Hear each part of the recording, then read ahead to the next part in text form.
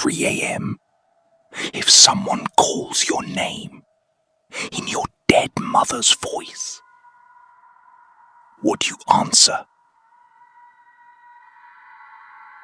The whisper demon of the deep woods. Welcome back, everyone. I hope you're all doing well and staying safe out there. Let's dive straight into our first encounter tonight. This one was sent in by a listener named Scott, and it revolves around a terrifying piece of lore passed down by his grandfather. The night in the dense Appalachian woods wasn't over yet.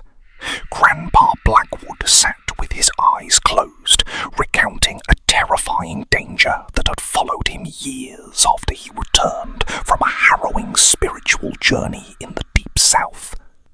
The news had originally come from a remote, heavily wooded town deep in the mountains. No one dared go into those woods, not even during the day, because as soon as night fell, an eerie, smokeless fire would burn deep within the timberline.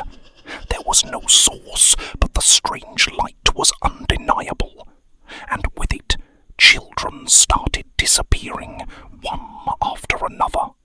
Grandpa explained that this was the work of a deadly rogue occultist. This warlock dealt with dark, uncontrollable entities. He couldn't command them properly, so he worked with the ones that only required permission to enter, specifically an entity known as the Whisper Demon. Grandpa shifted in his chair, the dim lamplight flickering as if struggling against the weight of his words. The beginning was entirely innocent, he said slowly. It started in a small town in New England. There was an old, respected family there, the Wrights. Samuel Wright was a prominent figure, a man of faith and reputation, but none of that could stop the darkness. It was the winter of 2003. Samuel Wright, a proud and wealthy man, came to Grandpa Blackwood, completely broken, begging him to save his granddaughter. The girl was young, innocent as a flower. She had no fever, no physical pain, but her health was deteriorating. Dark circles bruised her eyes, her lips were cracked and bleeding, and the most terrifying part was her constant bleeding. She kept screaming that someone was whispering inside her ear. Grandpa knew immediately this wasn't an ordinary demonic possession. An ordinary demon takes over the body and clouds the mind, but this entity had crawled into her ear, nested inside her head, and was driving her mad with its voice. When Grandpa touched the girl's ear, she shrieked as if being torn apart from the inside. It was a whisper demon, Grandpa said, his voice dropping to a low gravel. And these entities never come on their own. They are sent. Grandpa Blackwood then told us about his youth.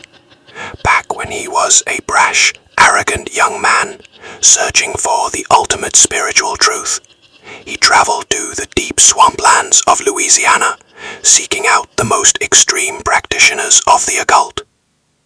There, he met a master who took him to an ancient unmarked graveyard under the cover of a blood moon. That night, his master taught him how to ignore the whispers of the dead, and more importantly, how to fend off the whisper demon, an entity that first lures you in with the voices of your loved ones. When Grandpa recognized the signs in Samuel Wright's granddaughter, he knew his past had caught up with him. Years prior, in those Appalachian woods, Grandpa had hunted down the rogue Warlock responsible for the missing children. He had found the Warlock's underground bunker, a nightmare of bones and occult symbols, with a kidnapped child bound in the center. Grandpa had engaged in a brutal spiritual warfare with the Warlock. During the fight, the Warlock unleashed the Whisper Demon, trying to break Grandpa's mind with the voices of dead relatives. But Grandpa held his ground, using ancient incantations to sever the demon's connection. The Warlock fled, but not before vowing revenge. "I haven't forgotten your scent. I will collect this dead." Now, in 2003, the Warlock had returned to finish what he started, using Samuel Wright's granddaughter as the vessel. Grandpa knew he had to face the Warlock one last time. On the night of a new moon, Grandpa walked into the dry woods outside of town. The forest was dead silent, no crickets, no wind. The Whisper Demon began its assault. Voices of his dead friends and family echoed in his skull, screaming his name, begging for help. The pressure in his head was immense. Suddenly, the Warlock stepped out of the shadows. He didn't speak, but began a silent hex, causing blood to trickle from Grandpa's ears. The Warlock sneered, asking if Grandpa knew what the little girl was hearing right at that moment. But Grandpa didn't falter. He cast a warding spell that deafened his own spiritual hearing, shutting out the demon's whispers. He drew a line in the dirt with his own blood, a boundary the demon couldn't cross. In a final desperate move, Grandpa shouted the Warlock's true hidden name, a secret he had uncovered years ago. The shockwave of the spell shattered the Warlock's control.